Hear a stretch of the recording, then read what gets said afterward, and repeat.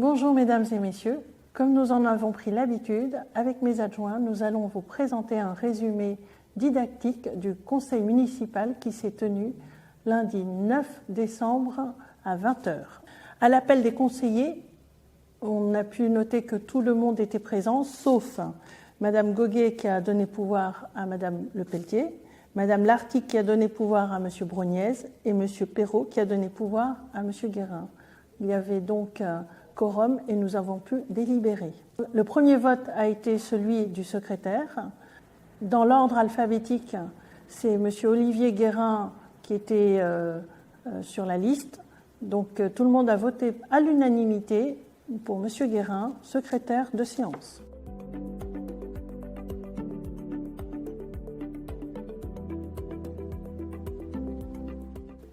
Concernant l'approbation du procès-verbal du 27 septembre 2024, M. Olivier Guérin a demandé de rectifier la retranscription de ses propos avec les synthèses que j'ai lues.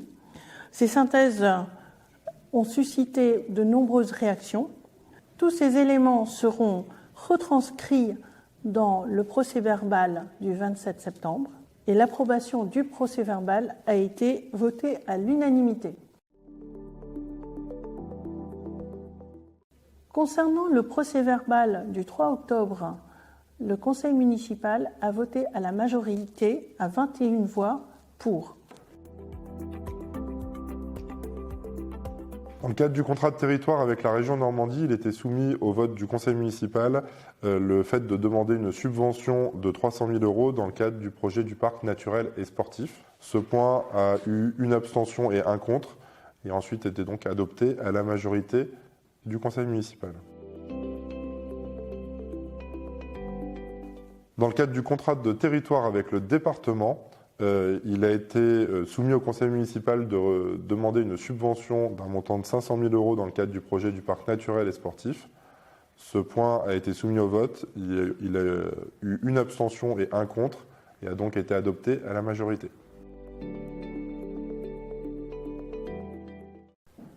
Il est proposé au conseil municipal l'intégration de parcelles dans le domaine public. En effet, donc en 66 a été autorisée la création du lotissement Les Coteaux de San Carlo. Or, il s'avère que certaines parcelles sont aujourd'hui des trottoirs ou des morceaux de voie publique. Ce sont de toutes petites parcelles, et donc il est nécessaire, à la demande donc des propriétaires, de les intégrer dans le domaine public. Donc, il est proposé donc au conseil municipal d'autoriser l'étude notariale Vincent à régulariser cette intégration dans le domaine public des parcelles et autoriser Madame le maire à signer tout acte ou document relatif à cette affaire. Le conseil municipal a voté à l'unanimité cette proposition.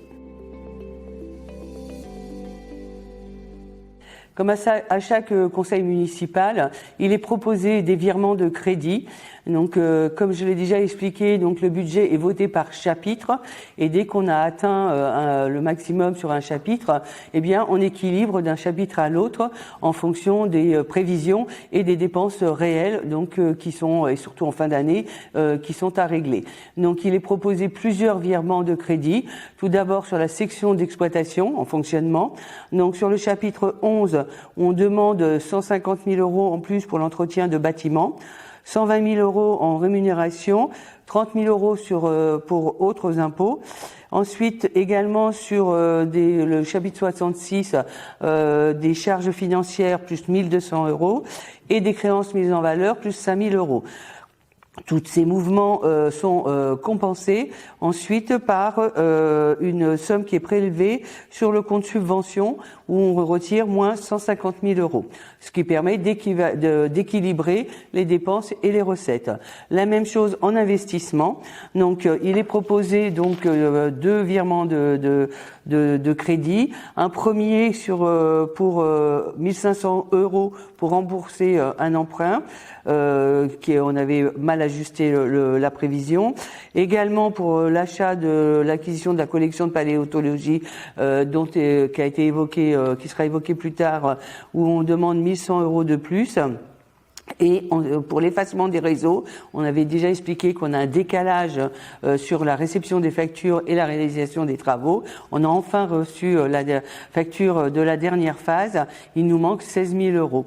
Donc ces prélèvements, ces augmentations sont compensées par une diminution sur l'opération du parc sportif, puisque nous ne paierons rien cette année.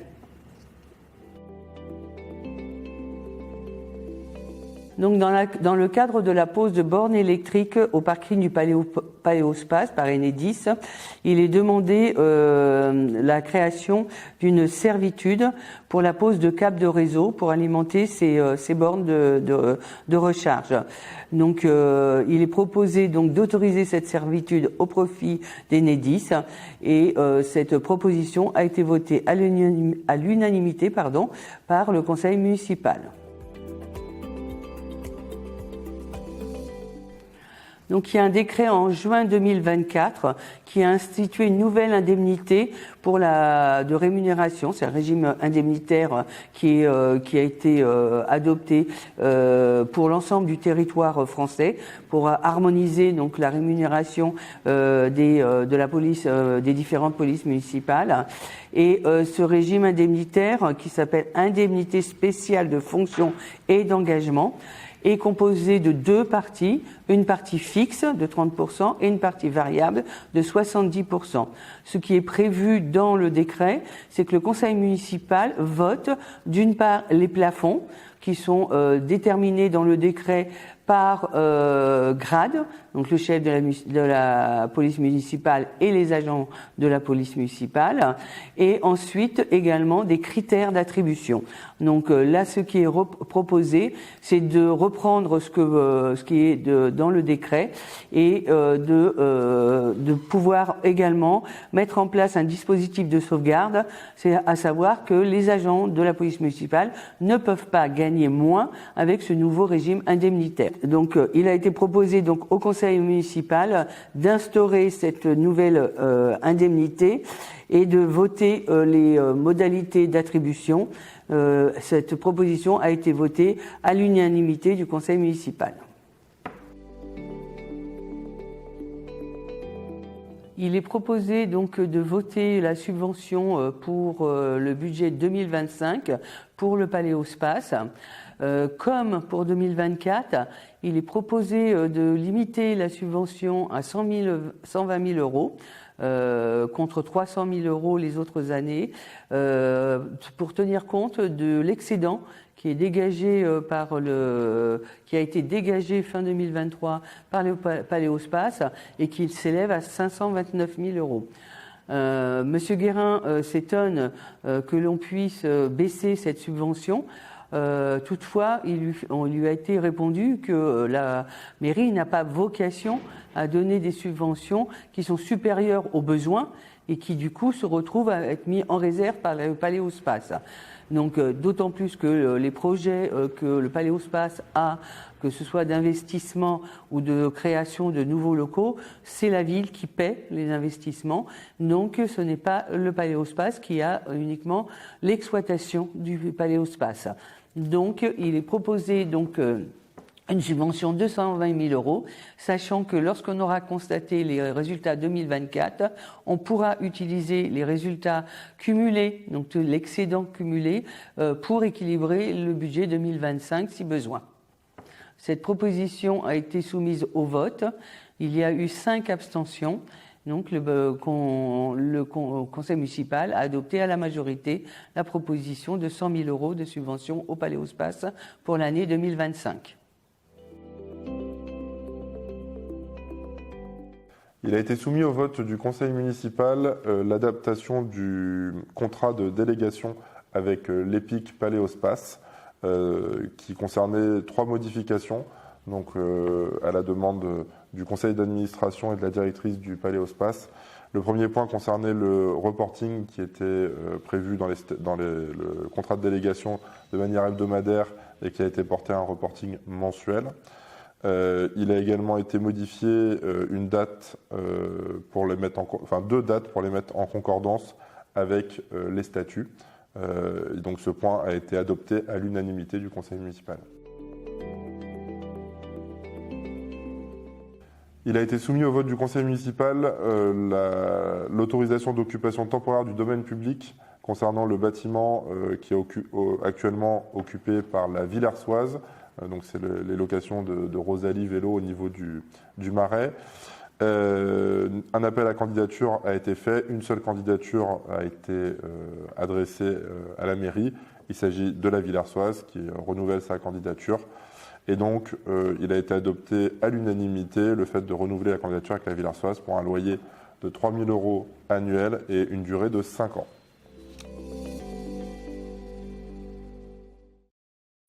En 2020, il a été créé une régie d'avance pour la mairie.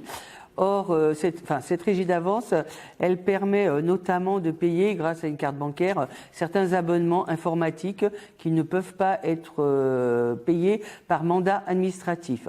Or, depuis quelques mois et voire années, on n'utilise pas cette régie d'avance, donc elle ne sert à rien. C'est lourd administrativement puisqu'il faut nommer un régisseur et il y a donc tout un rapport à faire ensuite. Donc, il est proposé d'annuler cette régie d'avance.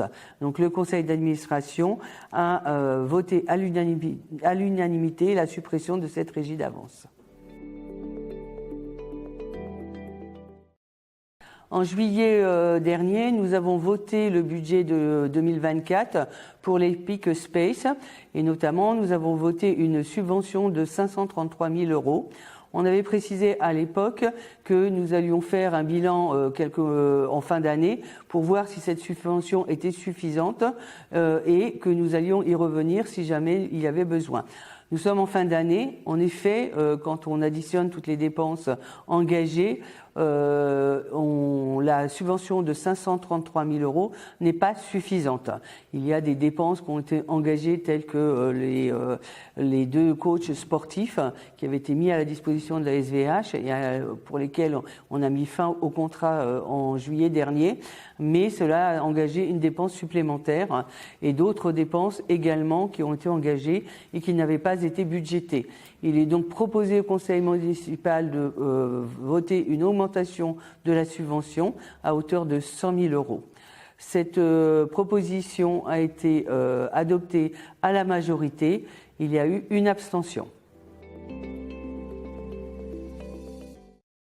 Comme chaque année en fin d'année, donc on doit voter également des subventions pour l'année suivante, pour les EPIC, pour le Paléospace et le Space. Donc, il est proposé donc pour le budget primitif 2025 d'attribuer donc une subvention et revenir à la normale comme une année classique pour le Space. Et donc, on propose une subvention de 533 000 €. Sachant que comme l'année dernière, on ajustera cette subvention en plus ou en moins en fonction des besoins réels de l'EPIC. Il a donc été proposé au conseil municipal de voter cette subvention de 503 000 €. Elle était adoptée à l'unanimité. Donc l'entreprise Dalkia est notre fournisseur de gaz et entretient les chaudières de la ville. Elle a un contrat, un marché public pour cela. Donc on aurait dû le repasser ces derniers mois, mais au vu des différentes perturbations, je dirais, et notamment les problèmes liés aux approvisionnements de gaz ces derniers mois et dernières années, il a été difficile de refaire une étude financière correcte, une étude comparative suivant les différents fournisseurs. Et donc, il est demandé de prolonger de 6 mois le contrat en cours afin de permettre de passer plus de temps sur l'étude comparative financière pour l'offre de fourniture de gaz et d'entretien des chaudières. Donc, cette prolongation va jusqu'au 31 juin 2025. Il est proposé donc au conseil municipal d'autoriser la signature de cet avenant et le conseil municipal a voté à l'unanimité cette proposition. Il a été proposé à la ville d'acheter une collection privée de paléontologie. Donc c'est la ville jusque-là qui achète les collections et qui les met ensuite à disposition du Paléospace. Cette collection a un réel intérêt scientifique et nous est proposée à une somme de 2 000 € qui est bien en deçà de sa valeur. Il a donc été proposé au conseil municipal de l'acquérir pour 2 000 euros. Cette acquisition a été adoptée à l'unanimité par le conseil municipal. Point sur le rapport de la SPL Indoville. Le rapport d'activité propre à la SPL Indoville a été donné au conseil municipal. Celui-ci n'a suscité aucune question et a été adopté à la majorité de 19 voix. Point sur le rapport social unique. Il a été remis à l'ensemble du conseil municipal et ce document permet d'avoir une vision de notre commune en tant qu'entité publique employeur. Il a été soumis au conseil municipal une subvention exceptionnelle d'un montant de 41 200 euros qui a été demandée par l'ASVH, donc le club de foot de Villars-sur-Mer. Plusieurs interventions d'élus sont intervenues. La première pour indiquer que cette année, il y avait déjà eu une subvention de 15 000 euros, plus des coachs sportifs qui avaient été mis à disposition par l'Epic Space pour un montant d'environ 135 000 euros sur l'exercice, que des travaux liés au passage en National 2 de l'équipe A ont été effectués pour un total de 40 000 euros et que plusieurs personnels de la commune étaient mis à disposition pour l'entretien des terrains, le nettoyage des locaux. Et donc au total, ça faisait pas loin de 200 000 euros de coûts pour le foot à Villars-sur-Mer. Donc ça, c'est ce qui a été indiqué, alors que le montant des subventions totales de toutes les associations est de 73 000 euros pour environ une trentaine d'associations concernées. Il a été également indiqué par un autre élu qu'il allait être demandé si, quand les prochaines subventions de l'année 2025 allaient être votées, s'il allait être tenu compte des trésors de guerre, entre guillemets, des trésoreries des associations. Il lui a été répondu que oui. Et un autre élu a également posé une question sur le fait qu'un club en National 2, et s'il devait encore évoluer, est-ce que la ville pourrait l'accompagner? Il a lui-même répondu que non, et plusieurs autres élus ont également répondu que non. Il a donc été soumis ensuite au vote cette subvention exceptionnelle, qui n'a recueilli que 2 pour et 3 abstentions, et donc 18 contre, et donc elle a été rejetée à la majorité. Comme à chaque conseil municipal, il est proposé donc d'octroyer une subvention pour différentes demandes qui sont liées à des ravalements de façades. Une rue Boussicot, l'autre chemin du Bois et une troisième impasse du plein air. Donc chaque subvention s'élève à 650 euros. Donc cette proposition a été adoptée à l'unanimité par le conseil municipal. Dans les questions diverses, M. Roméo Fro a posé la question sur l'agencement dans le stade des nouveaux travaux avec des urinoirs qui sont visibles. Il lui a été répondu que des parvus sont prévus à cet effet, mais n'ont pas encore été installés. M. Jacques Notet a posé la question s'il y avait eu 12 personnes licenciées. Il lui a été répondu qu'aucune personne n'a été licenciée, mais il n'y a pas eu de reconduction de contrat en CDD. Cette réduction du personnel correspond à la demande de réduction de la masse salariale pour répondre à un besoin de réduction de l'enveloppe de fonctionnement de la mairie. M. Jacques Notet a posé la question s'il y avait une intervention de la brigade financière. Il lui a été répondu que oui. La brigade financière enquête sur la mairie, les EPIC Space et Paléospace depuis la mandature de 2020. M. Jacques Notet a posé la question s'il y avait du harcèlement dans l'EPIC Space. Il lui a été répondu qu'une enquête est en cours. Madame Françoise Lechaux a rappelé son implication dans le quartier Mer et Marais et les impacts de l'augmentation de 40% de la part de la commune sur les taxes d'habitation et les effets qu'ils ont sur sa propre taxe d'habitation. Monsieur Olivier Guérin a posé la question au sujet de la Poste des horaires d'ouverture.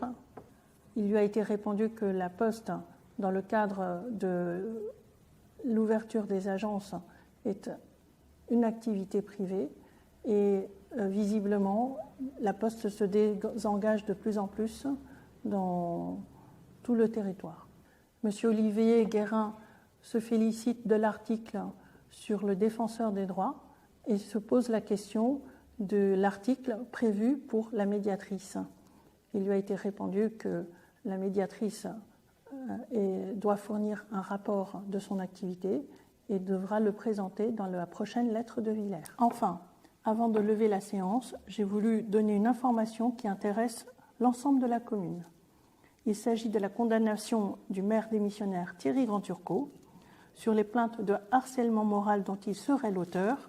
Le tribunal d'Alençon a donné son verdict le 21 novembre dernier.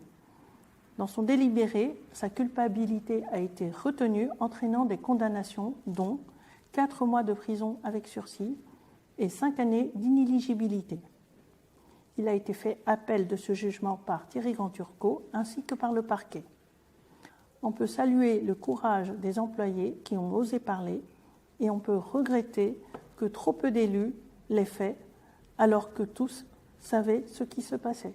En attendant l'appel, chacun en son âme et conscience pourra méditer et tirer les conséquences de ce jugement. Voilà, merci d'avoir suivi ce compte-rendu jusqu'au bout. Je n'ai plus qu'à vous donner rendez-vous pour les vœux du maire le samedi 4 janvier à 11h, salle panoramique. Et d'ici là, je vous souhaite de très belles fêtes de fin d'année. Prenez soin de vous et de vos proches. Au revoir.